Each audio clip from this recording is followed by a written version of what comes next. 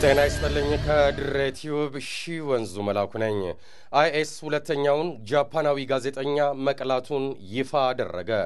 የጃፓኑ ጠቅላይ ሚኒስትር ሺንዞ አቤ አገራቸው ሽብርተኝነትን ለመዋጋት እያደረገች ያለውን እንቅስቃሴ አጠናክራ ትቀጥላለች ብለዋል። ጠቅላይ ሚኒስትሩ ይህን ያሉት ዛሬ አሸባሪው አይኤስ በቁጥጥሩ ስር አውሎት የነበረውን ጃፓናዊ ጋዜጠኛ ኬንጂ ጎቶን አንገቱን መቅላቱን ይፋ ማድረጉን ተከትሎ ነው።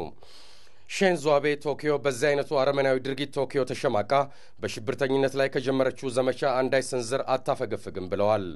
አሸባሪው ቡድን ጋዜጠኛው እንዲለቀቅ 200 ሚሊዮን የአሜሪካን ዶላር ወይም በዮርዳኖስ ቁጥጥር ስር የምትገኘው አሸባሪዋ ራሻያዊ እንድትለቀቅ ቅድመ ሁኔታ አስቀምጦ ነበረ።